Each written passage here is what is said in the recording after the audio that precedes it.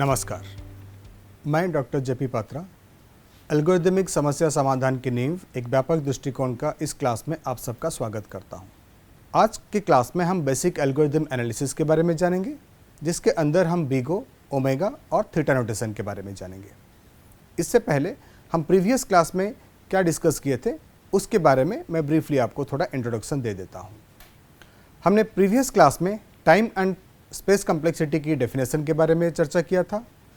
हमने एल्गोरिदमिक में time and space complexity का विश्लेषण किस तरीके से करते हैं, क्या क्या फैक्टर्स टाइम कॉम्प्लेक्सिटी को इन्फ्लुएंस करता है उसके बारे में चर्चा किया था। जैसे कि हमने देखा था कि नंबर ऑफ इनपुट अगर हम इंक्रीज करेंगे तो टाइम कॉम्प्लेक्सिटी इंक्रीज होता है, नंबर ऑफ लाइन्स को हम अगर इंक्रीज करेंगे तो टाइम कॉम्प्लेक्सिटी इंक्रीज होता है, नंबर ऑफ ऑपरेटर्स में हमें जितना ज़्यादा हो सके एडिशन और सब्ट्रैक्शन ऑपरेटर का यूज़ करना है, जितना कम हो सके मल्टीप्लिकेशन और डिवीजन ऑपरेटर को कम करना है ताकि हमारा टाइम कॉम्प्लेक्सिटी मिनिमम हो सके। इसके बारे में चर्चा किया था। हमने ये भी देखा था कि किस तरीके से जो लूपिंग स्ट्रक्चर हम यूज़ करते हैं उसको किस तरीके से हम यूज़ करें ताकि हमारा जो टाइम कॉम्प्लेक्सिटी है वो मिनिमम टाइम में आउटपुट दे। हमने टाइम कॉम्प्लेक्सिटी के क्लासेस के बारे में भी डिस्कस किया था। हमने क्लासेस में देखा था कि लॉग एन क्लासेस होता है, लीनियर क्लासेस होता है जिसको हम एन के फॉर्म में डिफाइन करते हैं, लीनियर एंड लॉगरिथमिक क्लासेस होता है जिसको हम एन लॉग एन के फॉर्म में डिफाइन करते हैं, क्वाड्रेटिक, क्यूबिक, एक्सपोनेंशियल और इस तरीके का एन फैक्टोरियल क्लासेस तक भी हमने चर्चा किया था। और फाइनली हमने टाइम एंड स्पेस कॉम्प्लेक्सिटी के बीच में कंपैरिजन किया था और उसके बारे में भी ब्रीफली हमने डिस्कस किया था। आज के क्लासेस में हम एसिम्प्टोटिक नोटेशन के बारे में चर्चा करेंगे। हम बीगो, ओमेगा और थीटा नोटेशन के बारे में चर्चा करेंगे, उसके एप्लीकेशंस के बारे में चर्चा करेंगे, किस तरीके से हम एनालिसिस करते हैं एक प्रॉब्लम को, हम उसके बारे में भी चर्चा करेंगे, जहां पे हम बीगो, ओमेगा और थीटा के बारे में ब्रीफली डिस्कस करेंगे। तो आइए देखते हैं सबसे पहले एसिम्प्टोटिक नोटेशंस क्या होते हैं। एसिम्प्टोटिक नोटेशन एक मैथमेटिकल टूल है जिसका यूज करके हम किसी भी एल्गोरिदम को एनालिसिस कर सकते हैं। तो नॉर्मली एसिम्प्टोटिक नोटेशन 5 टाइप का डिफाइन है जिसको हम बीगो, ओमेगा, थीटा, लिटिल ओ और लिटिल ओमेगा के नाम से जानते हैं। लेकिन हम 3 एसिम्प्टोटिक नोटेशन के बारे में इस क्लास में चर्चा करेंगे, जो है बीगो, ओमेगा और थीटा नोटेशन। तो ये नोटेशन टाइम और स्पेस कॉम्प्लेक्सिटी का जो कॉम्प्लेक्सिटी होता है उसको एनालिसिस करके एल्गोरिदम को इवैल्यूएशन करना और उसके परफॉर्मेंस को बेहतर बनाने के लिए भी हम उसको यूज़ करते हैं। तो आइए सबसे पहले देखते हैं कि बीगो नोटेशन क्या होता है। सो बीगो नोटेशन किसी भी एल्गोरिदम या अगर आपको एक फंक्शन दिया गया है उस फंक्शन का अपर लिमिट या जिसको हम ऊपरी सीमा भी बोलते हैं उसको अगर हमें कैलकुलेट करना है तो हम बीगो नोटेशन का यूज़ करते हैं। तो हम अगर एक फंक्शन हमें दिया है या फिर एक पर्टिकुलर मान लीजिए आपको एक फंक्शन दिया है या एक एल्गोरिदम दिया है और उस पर्टिकुलर प्रॉब्लम के लिए आपको अपर लिमिट या अपर बाउंड अगर कैलकुलेट करना है then you have to opt the big O notation. तो अगर हम देखेंगे अपर लिमिट या अपर बाउंड को जब हम डिफाइन करते हैं हमारे पास जब हम टाइम कॉम्प्लेक्सिटी को कंपैरिजन करते हैं तो हमारे पास में 3 केसेस होते हैं, बेस्ट केस, वर्स्ट केस और एवरेज केस।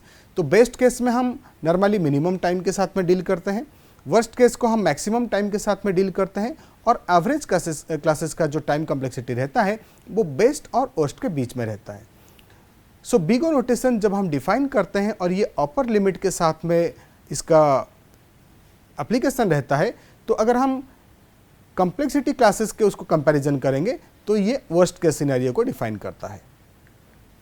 अब हम इसका डेफिनेशन देखते हैं। तो पहले मैं इसका डेफिनेशन आपको बताता हूँ और फिर उसको एक्सप्लेन करूँगा कि किस तरीके से इस प्रॉब्लम को या किसी भी प्रॉब्लम दिया रहेगा उसका बीगो नोटेशन कैसे हम कैलकुलेट करेंगे। तो उसका डेफिनेशन कुछ इस प्रकार से है। The function f of n is big O of g of n should be written as f of n is equals to big O of g of n if there exist 2 positive constant c and n naught such that f of n is less than equals to c into g of n for all n greater than equals to n naught। इसका मतलब है अगर आपको 2 function दिया गया है, एक function आपका f of n है और दूसरा फंक्शन आपका g of n है, तो आप बोल सकते हैं कि function f of n is big O of g of n। लेकिन ये कब बोल सकते हैं? अगर फंक्शन f of n का वैल्यू हमेशा लेस देन या इक्वल होगा c into ji of n के वैल्यू के लिए, तो आप बोल सकते हैं कि जो f of n फंक्शन है वो big O of G of N है या फिर बिग ओ कंडीशन को सेटिस्फाई करता है। लेकिन यहाँ पे एन का वैल्यू जो है वो आपको एन नॉट या फिर उसका ऊपर के वैल्यू के लिए आपको डिफाइन करना पड़ेगा। तो ये हो गया सिंपल उसका इंट्रोडक्शन पार्ट। तो आइए हम देखते हैं ग्राफिकल रिप्रेजेंटेशन में कि किस तरीके से हम ये दो फंक्शन को डिफाइन कर सकते हैं। आप इस ग्राफिकल रिप्रेजेंटेशन में देख सकते हैं कि जो फंक्शन एफ ऑफ एन है वो उसका जो लाइन है वो नीचे है और सी इंटू जी ऑफ एन का जो लाइन है वो ऊपर है। इसका मतलब है हमें जो डेफिनेशन दिया गया था उसमें जो कंडीशन प्रेजेंट था F of N is less than equals to C into ji of N. इसका मतलब है जो एफ ऑफ एन जो फंक्शन का वैल्यू रहेगा वो हमेशा लेस होगा किसके साथ में, C into ji of N के साथ में, जब आप एन का वैल्यू एन नॉट या उससे ज़्यादा वैल्यू के लिए यूज करेंगे। तो यहाँ पे आप देख सकते हैं कि एफ ऑफ एन का वैल्यू जो है वो नीचे है सी इंटू जी ऑफ एन में। बट यहाँ पे मैं आपको एक फैक्टर बताता हूँ। देखिए एन नॉट आपको जो मिला है वो जो पॉइंट आपको दिख रहा है एन नॉट, वहाँ पे एफ ऑफ एन और सी इंटू जी ऑफ एन ये दोनों एक दूसरे को क्रॉस ओवर किए हैं। आप उस पॉइंट को देख सकते हैं, उस पॉइंट को बेसिकली हम बोलते हैं एन नॉट। आप ध्यान से अगर इस डायग्राम को देखिएगा, सो एन नॉट जहाँ पे हमने डिफाइन किया है, जिस पॉइंट पे हमें एन नॉट का वैल्यू मिला है, उस पॉइंट के बाद में आप अगर हमेशा देखेंगे एफ ऑफ एन का value C into ji of N से लेस है हर पॉइंट पे। दैट मीन्स एन नॉट के बाद में किसी भी पॉइंट पे अगर हम कैलकुलेट करेंगे एफ ऑफ एन का जो वैल्यू है वो हमेशा सी इंटू जी ऑफ एन से लेस रहेगा। लेकिन उससे पहले देख लीजिए, दैट मीन्स अगर मैं 1 से एन नॉट माइनस 1 तक के वैल्यू के बीच में अगर मैं चर्चा करूं, आप उस पॉइंट को देख सकते हैं। यहाँ पे एफ ऑफ एन कभी जी ऑफ एन से ऊपर है और कभी आपका F of N G of N से नीचे है। दैट मीन्स 1 से लेके एन नॉट माइनस 1 तक आप अगर उस लाइन को ध्यान से देखेंगे, जो एन नॉट का पॉइंट आपको डिफाइन है उससे पहले उस वहाँ से लेके उसके लेफ्ट हैंड साइड तक, दैट मीन्स 1 से लेके एन नॉट माइनस 1 तक जो वैल्यू रहेगा उस पॉइंट पे एफ ऑफ एन हो सकता है किसी पॉइंट के लिए जी ऑफ एन से ऊपर रहे, या हो सकता है किसी भी पॉइंट के लिए आपका जो एफ ऑफ एन है वो जी ऑफ एन से नीचे रहे। लेकिन अगर एक बार आपने एन नॉट के वैल्यू को डिफाइन कर लिया, उसके बाद कभी भी किसी भी पॉइंट के लिए आपका F of N G of N से ऊपर नहीं जाएगा, हमेशा एफ ऑफ एन का जो वैल्यू है सी इंटू जी ऑफ एन से नीचे रहेगा। फॉर एग्जाम्पल के लिए अगर इस जो ग्राफिकल मैं आपको यहाँ पे दिखाया हूँ, अगर फॉर एग्जाम्पल के लिए आप मान लीजिए एन नॉट का वैल्यू 5 है, ठीक है। अब 5 मतलब 5, 6, 7, 8, उसके बाद में 100, 1000, 1 लाख जो भी नंबर को लेके मैं चेक करूँगा एन का वैल्यू, मैं अगर 5 लिया या 6 लिया, 7 के लिया और मैंने एफ ऑफ एन का वैल्यू कैलकुलेट किया और मैंने जी ऑफ एन का वैल्यू कैलकुलेट किया, आप देखेंगे 5 के बाद में हर वैल्यू के लिए आपका एफ ऑफ एन हमेशा लेस रहेगा सी इंटू जी ऑफ एन से। लेकिन अगर 1 से लेके 4 तक वैल्यू तक मैं चेक करूं, एन का वैल्यू या एन नॉट का वैल्यू 1 से लेके 4 तक का अगर मैं चेक करूं, तो हो सकता है किसी एक वैल्यू के लिए, वो हो सकता है 1 के लिए हो, 2 के लिए हो या 4 के लिए हो, आपका जो एफ ऑफ एन का वैल्यू है वो कभी जी ऑफ एन से ऊपर रह सकता है या कभी एफ ऑफ एन का वैल्यू जी ऑफ एन से लेस हो सकता है। लेकिन अगर आपने एक बार एन नॉट का वैल्यू को सेट कर लिया, उसके बाद में हमेशा एफ ऑफ एन का जो वैल्यू है वो लेस होगा C into ji of N से। सो अगर इसको एक हम एग्जाम्पल के साथ में भी डिस्कस करेंगे कि देखेंगे किस तरीके से एक फंक्शन अगर हमें दिया है, एक प्रॉब्लम दिया है, किस तरीके से क्वेश्चन आता है और इसको हम किस तरीके से सॉल्व कर सकते हैं। सो एग्जाम्पल 1 को मैंने 2 अलग अलग क्वेश्चन पर डिफाइन किया है, क्योंकि हो सकता है ये 2 अलग अलग टाइप का क्वेश्चन है लेकिन आउटपुट उसका सेम रहेगा। तो पहला क्वेश्चन में क्या दिया है कि prove that F of N is equals to 2n square plus 3n plus 5 is equals to big O of N square. That means हमें प्रूफ करना है कि जो फंक्शन हमें दिया है, जो एफ ऑफ एन डिफाइन किया है 2n square plus 3n plus 5, ये सेटिस्फाई करता है बिग ओ कंडीशन को n स्क्वायर के लिए। या फिर उसी फंक्शन को उसी क्वेश्चन को थोड़ा सा मॉडिफाई करके भी दिया रहेगा, जैसे नीचे वाले क्वेश्चन में दिया है F of N is equals to 2n square plus 3n plus 5 या and you have to calculate the upper limit और upper bound of the given function. ये थोड़ा सा इनडायरेक्ट क्वेश्चन है। दैट मीन्स आपको ऊपर वाला जो क्वेश्चन है सीधा सीधा वहाँ पे दिया है कि आपको एफ ऑफ एन का वैल्यू दिया गया है और आप प्रूफ करिए ये बिग ओ कंडीशन को सेटिस्फाई करता है एन स्क्वायर के लिए। लेकिन जो नीचे वाला क्वेश्चन दिया है वो थोड़ा सा आपको घुमा के दिया है, पूछा आपको वही अपर बाउंड कैलकुलेट करने के लिए, अपर लिमिट कैलकुलेट करने के लिए। तो आपको पता है जब किसी भी प्रॉब्लम को या किसी भी फंक्शन का हमें अपर लिमिट कैलकुलेट करना है, अपर बाउंड कैलकुलेट करना है, तो हम डायरेक्टली बिगो नोटेशन को यूज करेंगे। तो आपको ध्यान से देखना है कि क्वेश्चन क्या दिया है, क्या वो डायरेक्टली दिया है कंपैरिजन प्रूफ करने के लिए, या फिर आपको इनडायरेक्टली दिया है कि अपर लिमिट कैलकुलेट करिए, या फिर आपका अपर बाउंड कैलकुलेट करने के लिए। तो आपको समझ में आ जाएगा ये बिगो के बारे में पूछा है। ठीक है, तो आइए देखते हैं इस प्रॉब्लम को किस तरीके से हम सॉल्व कर सकते हैं। सो हमें फंक्शन दिया है, एफ ऑफ एन का वैल्यू दिया है 2n² + 3n + 5, और हमने ये डिफाइन कर लिया इस प्रॉब्लम को सॉल्व करने के लिए हमें बिगो नोटेशन की जरूरत पड़ेगा।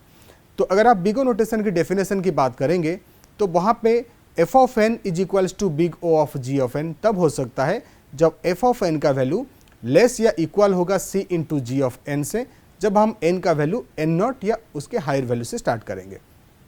तो हम पहले कंपैरिजन करेंगे उस फंक्शन को लेके। So 2n² + 3n + 5 is less than equals to 2n² + 3n + n। अब आप जरा ध्यान से देखेंगे जो पहला स्टेटमेंट है, मैंने वहाँ पे लिखा है 2n² + 3n + 5 less than equals to 2n² + 3n + n।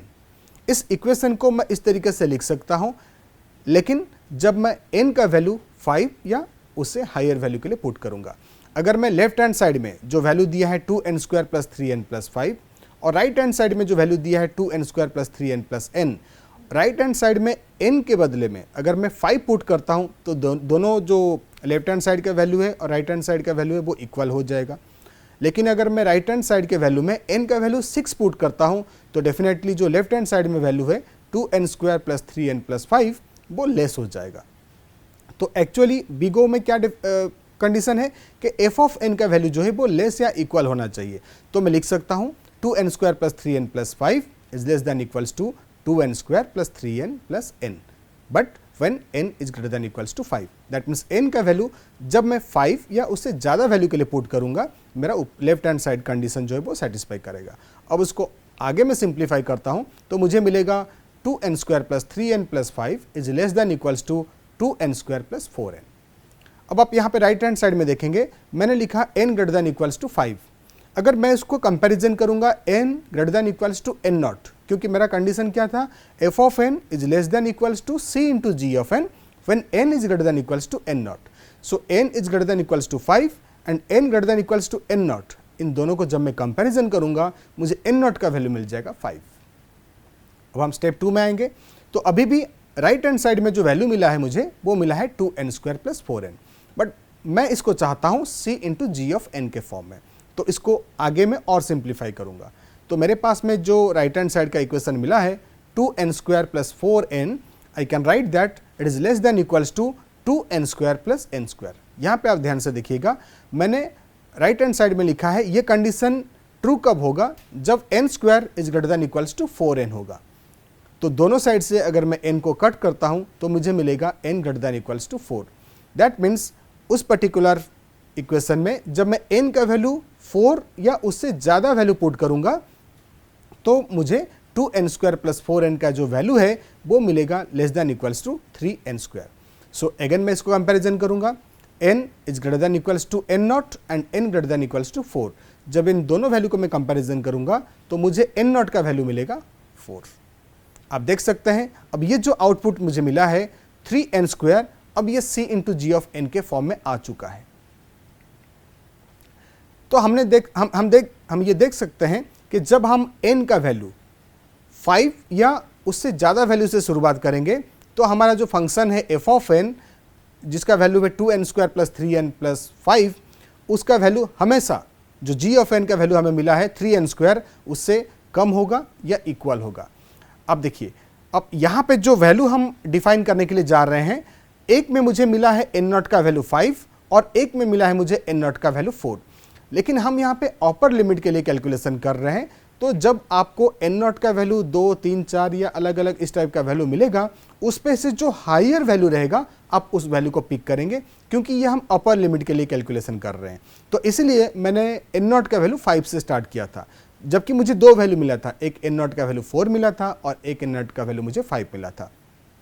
तो आप हमेशा ध्यान में रखिएगा, जब n नॉट का वैल्यू 1 से ज़्यादा मिलता है तो आपको उस हायर वैल्यू को सिलेक्ट करना है, क्योंकि यहाँ पे बेसिकली हम अपर लिमिट या अपर बाउंड के लिए जा रहे हैं। तो इस फंक्शन को मैं बोल सकता हूँ कि जो गिवन फंक्शन है F of N is equals to 2n² + 3n + 5 ये बिगो कंडीशन को सेटिस्फाई कर रहा है, लेकिन जब n का वैल्यू या n नॉट का वैल्यू हम 5 या उससे हायर वैल्यू से चेक करेंगे। तो इसीलिए f of n is equals to 2n square plus 3n plus 5 is equals to big O of 3n square, ये ट्रू है। कब ट्रू होगा? when n is equals to 5 या we can say that n not equals to 5। तो उसकी upper limit क्या हो गया इस फंक्शन का? इस पर्टिकुलर फंक्शन का अपर लिमिट हो गया आपका 3n स्क्वायर। तो आप ध्यान में रखिएगा, इसके बाद में हम डिस्कस करेंगे कि जो फंक्शन दिया गया था 2n square plus 3n plus 5, इस पर्टिकुलर फंक्शन का जो अपर लिमिट हमने कैलकुलेट किया है, ये ऊपरी सीमा हमने कैलकुलेट किया है, वो है 3n स्क्वायर। अब आइए एक दूसरा एग्जाम्पल को सॉल्व करते हैं। आप देख सकते हैं कि इस एग्जाम्पल में दिया है एक फंक्शन जिसका वैल्यू है 2n cube plus 2n square plus 3n plus 5 is equals to दिया है big O of n cube. तो हमें ये प्रूफ करना है ये जो फंक्शन दिया है ये big O of n cube है, या फिर इस फंक्शन को हम, इस क्वेश्चन को हम इस तरीके से लिख सकते हैं 2n cube plus 2n square plus 3n plus 5। आपको चेक करना है या आपको कैलकुलेट करना है इसकी अपर बाउंड। तो जैसे ही हमें पता चलेगा कि अपर लिमिट के लिए कैलकुलेशन करना है या अपर बाउंड के लिए कैलकुलेशन करना है, तो हमें किसका ज़रूरत पड़ेगा? बिगो नोटेशन का। तो हम याद करेंगे उसके कंडीशन। तो बिगो कंडीशन क्या होता है कि f ऑफ n का जो वैल्यू है वो लेस या इक्वल होगा c into ji of n से। तो आइए हम इसको सॉल्व करते हैं। तो हम देख सकते हैं कि 2n cube plus 2n square plus 3n plus 5 ये लेफ्ट हैंड साइड का वैल्यू है। मैं इसको लिख सकता हूँ is less than equals to 2n cube plus 2n square plus 3n plus n। तो मैंने यहाँ पे वो जो 5 था उसको मैंने रिप्लेस किया n के साथ में। दैट मीन्स ये कब ट्रू हो सकता है, या मैं कब बोल सकता हूँ जो लेफ्ट हैंड साइड का वैल्यू है वो इक्वल है या लेस है राइट हैंड साइड के वैल्यू से, जब मैं n का वैल्यू स्टार्ट करूँगा 5 या उससे हायर वैल्यू से। तो इसको और ज़्यादा मैं सिंप्लीफाई करूँगा तो मुझे मिलेगा 2n cube plus 2n square plus 3n plus 5 is less than equals to 2n cube plus 2n square plus 4n। So यहाँ पे मैं कंपैरिजन करूँगा n greater than equals to 5 and n greater than equals to n not. So मुझे n not का value यहाँ पे क्या मिल गया? 5। बट अभी भी आप देखिए जो राइट हैंड साइड का वैल्यू है वो c into ji of n के फॉर्म में नहीं है। तो इसको मैं और सिंप्लीफाई करूँगा ताकि ये मुझे c into ji of n के फॉर्म में मिल जाए। तो मैंने राइट हैंड साइड को पिक किया, मैंने स्टेप 2 में लिखा 2n cube plus 2n square plus 4n is less than equals to 2n cube plus 2n square plus n square. That means ये मैं कब लिख सकता हूँ? जब n स्क्वायर का value greater than equals to 4n होगा। तो दोनों साइड से मैंने n को कट किया, अब मुझे n का वैल्यू मिल गया 4। दैट मीन्स जो लेफ्ट हैंड साइड है वो लेस होगा या इक्वल होगा राइट हैंड साइड से जब मैं n का वैल्यू 4 या उससे हायर वैल्यू से मैं चेक करूँगा। तो मेरे पास में एक इक्वेशन और सिंप्लीफाई होकर आ गया 2n cube plus 2n square plus 4n is less than equals to 2n cube plus 3n square. और यहाँ पे अगर आप कंपैरिजन करेंगे सो n नॉट का जो वैल्यू है वो आपको मिल गया है 4। तो पहले में आपको n नॉट का वैल्यू मिला है 5, अब इस स्टेप 2 में हमने देखा n नॉट का वैल्यू मिल गया 4। अब इसको और हम सिंप्लीफाई करते हैं। So 2n cube plus 3n square is less than equals to 2n cube plus n cube. तो मैं ये कब लिख सकता हूँ? जब आपका सिंप्लीफाई करके अगर इसको हम देखेंगे तो n का वैल्यू जब मैं आपका greater than equals to 3 put करूँगा तो ये कंडीशन में लिख सकता हूँ। सो मेरे पास में जो इक्वेशन आ जाएगा वो आएगा 2n cube plus 3n square is less than equals to 3n cube. So यहाँ पे ये मुझे c into ji of n के फॉर्म में मिल गया। और देखिए मेरे पास में n नॉट का 3 वैल्यू मिला है, एक आपको मिला है 5, दूसरे में मिला है आपको 4 और तीसरे में मिला है आपको 3। तो यहाँ पे हम किसको पिक करेंगे? जो हायर वाला वैल्यू आया है मेरे लिए 5, तो उसको मैं पिक करूँगा। दैट मीन्स मैं बोल सकता हूँ ये जो फंक्शन दिया है ये बिगो कंडीशन को सेटिस्फाई करता है, लेकिन जब मैं n का वैल्यू या n नॉट का वैल्यू 5 या उससे हायर वैल्यू से मैं चेक करूँगा। तो इसलिए मैं बोल सकता हूँ कि ये जो फंक्शन है 2n cube plus 2n square plus 3n plus 5 ये फंक्शन ट्रू है या ये बिगो कंडीशन को सेटिस्फाई करता है। कब करता है? जब n नॉट का वैल्यू या n का वैल्यू हम 5 या उससे हायर वैल्यू से स्टार्ट करेंगे। और इसका अपर लिमिट अगर मैं कैलकुलेट करूंगा, इसकी अपर बाउंड अगर मैं डिफाइन करूंगा तो इसका वैल्यू है 3n क्यूब। तो हम देख सकते हैं कि किस तरीके से हम एक फंक्शन का अपर लिमिट कैलकुलेट करते हैं या अपर बाउंड को कैलकुलेट करते हैं, और ये कंडीशन कब ट्रू होगा उस टाइम पे n नॉट का वैल्यू क्या होगा वो भी हम कैलकुलेट कर रहे हैं। तो अगर हम इस तरीके से जो मैंने अभी प्रीवियस 2 एग्जाम्पल सॉल्व किया, अगर उसी प्रोसेस को आप यूज़ करोगे तो आप ये जो गिवन फंक्शन है इसको भी आप सॉल्व कर सकते हो। जैसे मैंने एक यहाँ पे एग्जाम्पल के लिए लिया है 2n² + 3n + 5 equals to big O of order of n⁴। क्या ये ट्रू है? हाँ, ये बिल्कुल ट्रू है। अगर आप प्रीवियस इक्वेशन को जिस तरीके से मैंने सॉल्व किया था उसी अप्रोच में अगर आप सॉल्व करेंगे तो आपको मिलेगा ये भी ट्रू है। इस तरीके से 2n² + 3n + 5 अगर ये एक फंक्शन आपको दिया है और पूछा है is equals to big O of 2n, ये भी आपका ट्रू है क्योंकि ये एक्सपोनेंशियल में है। तो हम देख सकते हैं कि जो पहला क्वेश्चन हमने सॉल्व किया था वो सेम फंक्शन था 2n² + 3n + 5। आप यहाँ पे जरा ध्यान से देखिए। सो पहले हमने कैलकुलेट किया इस फंक्शन के लिए अपर लिमिट जो था वो n² था, फिर हमने देखा अपर लिमिट n⁴ वो भी ट्रू हो सकता है, देन अपर लिमिट n⁴ वो भी ट्रू हो सकता है, एंड 2n ये भी ट्रू हो सकता है। तो उस पर्टिकुलर फंक्शन के लिए अपर लिमिट आपका n² हो सकता है, n⁴ हो सकता है, n⁴ हो सकता है, n⁴ ऐसे k तक वैल्यू भी हो सकता है, या फिर 2n भी हो सकता है। तो उस पर्टिकुलर फंक्शन के लिए मैं एक पर्टिकुलर पॉइंट को बोल के मैं ये नहीं बोल सकता हूँ कि यही उसका अपर लिमिट है। तो इस पॉइंट को जरा आप ध्यान से देखेंगे तो बिग O नोटेशन का यूज हम कहाँ पे करेंगे? जब हमें किसी भी पर्टिकुलर फंक्शन का upper limit, exact upper limit हमें नहीं पता होता है। आप इस प्रॉब्लम के लिए देखेंगे तो अपर लिमिट n² था, n³ था, n⁴ था और 2n, ये सारे अपर लिमिट है उस पर्टिकुलर फंक्शन के। तो जब हमें एग्जैक्ट अपर लिमिट नहीं पता रहता है उस केस में हम बिग O फंक्शन का यूज़ करते हैं।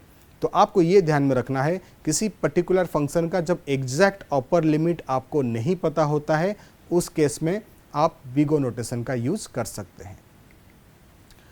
आइए अब देखते हैं omega notation. So omega notation जो होता है वो किसी भी एल्गोरिदम या किसी भी फंक्शन का लोअर बाउंड को कैलकुलेट करने के लिए किया जाता है, जिसको हम निचली सीमा बोलते हैं। लोअर लिमिट भी बोल सकते हैं, लोअर बाउंड भी आप बोल सकते हैं। तो किसी भी फंक्शन का लोअर लिमिट या लोअर बाउंड जब आपको दिया रहेगा कैलकुलेट करने के लिए तो आप ओमेगा नोटेशन का यूज़ करेंगे। तो जैसे कि मैंने आपको पहले डिफाइन किया था, जब हम कम्प्लेक्सिटी या कंपैरिजन करते हैं बेस्ट केस, वर्स्ट केस और एवरेज केस के बीच में, तो जो ज़्यादा टाइम लेता है उसको हम वर्स्ट कैटेगरी में रखते हैं, जो एल्गोरिदम कम टाइम लेता है उसको हम बेस्ट केस में रखते हैं। तो लोअर लिमिट या लोअर बाउंड जो है वो मिनिमम टाइम के साथ में डील करता है या मिनिमम वैल्यू के साथ में डील करता है, लोअर वैल्यू के साथ में डील करता है, इसलिए इसको हम बेस्ट केस के साथ में रिलेट कर सकते हैं। अब आइए उसका डेफिनेशन के बारे में जानते हैं। So the function f of n is omega of g of n should be written as f of n is omega of g of n if it satisfy the following condition: f of n is greater than equals to c into g of n if there exist two positive constants c and n naught for all n is greater than equals to n naught।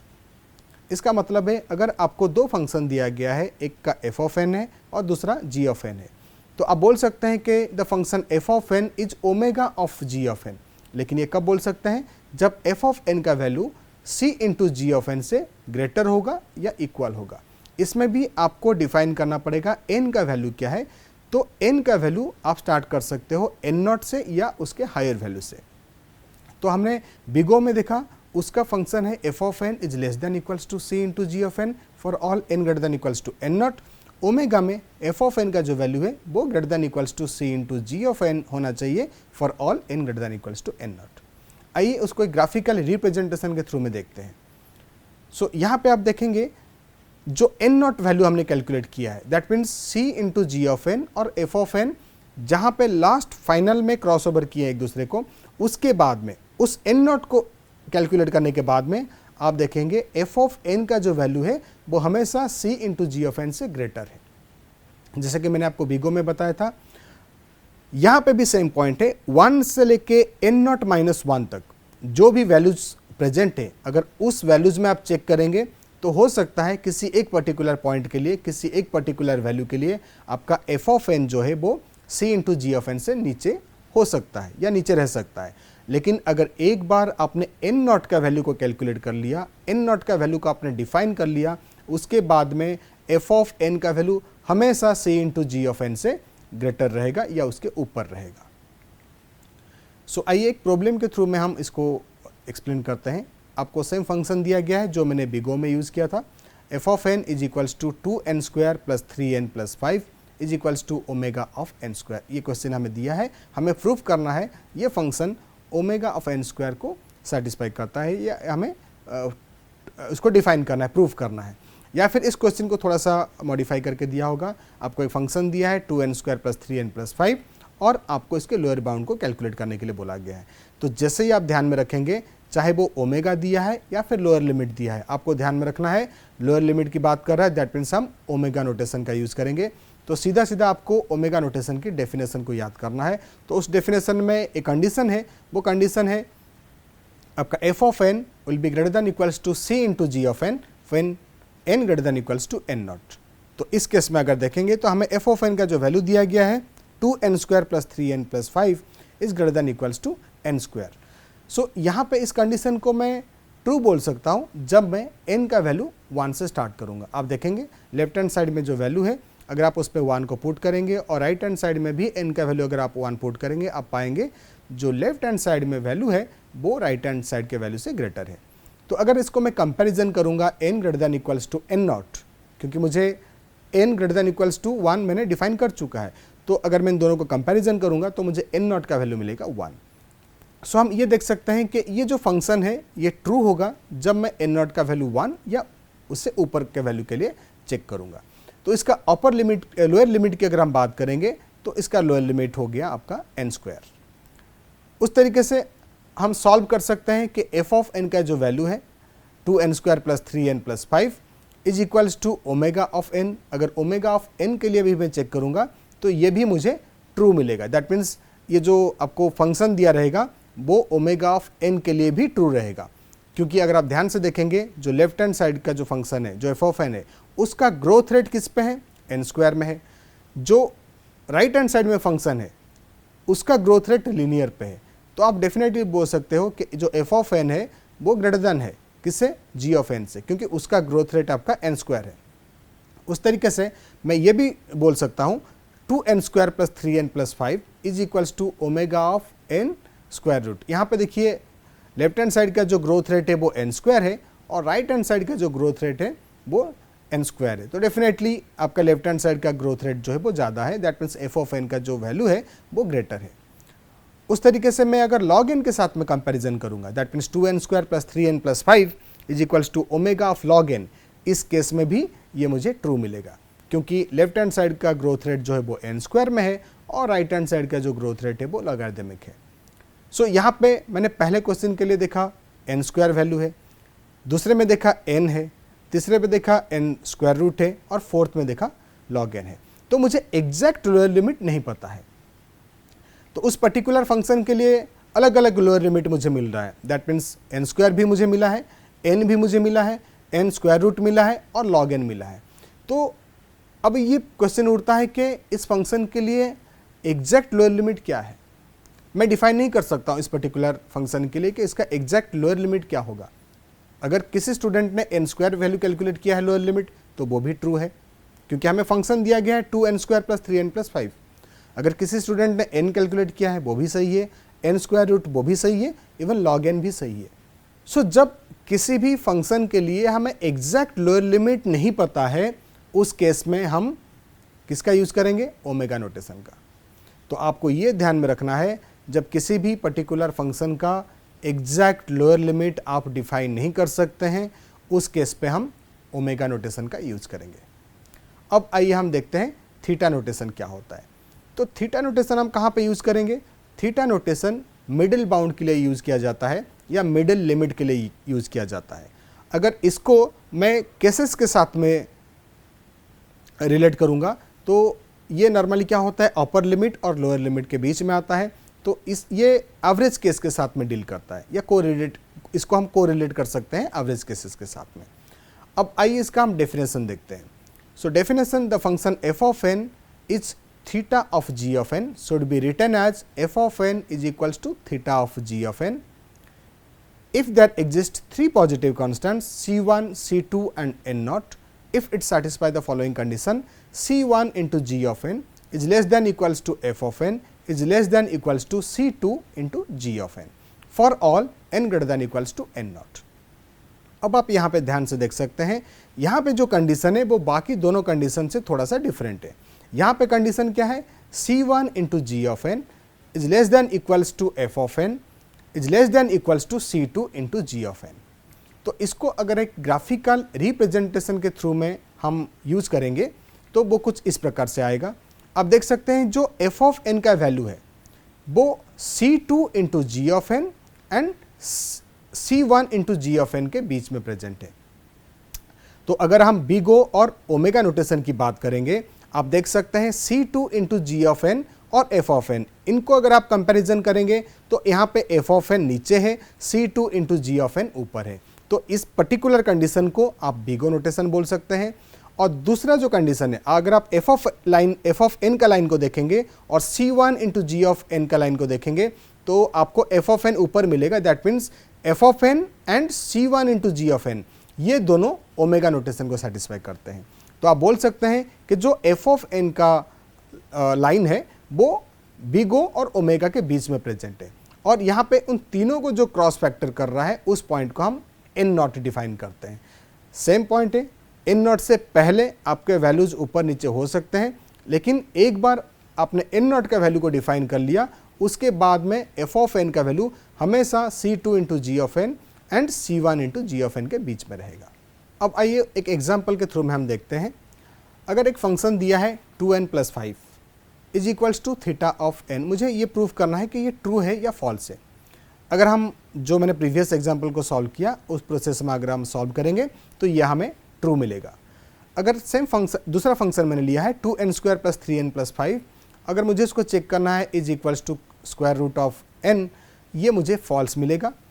और 2n square plus 3n plus 5 equals to theta of n square के लिए भी अगर मैं check करूंगा ये भी मुझे फॉल्स मिलेगा।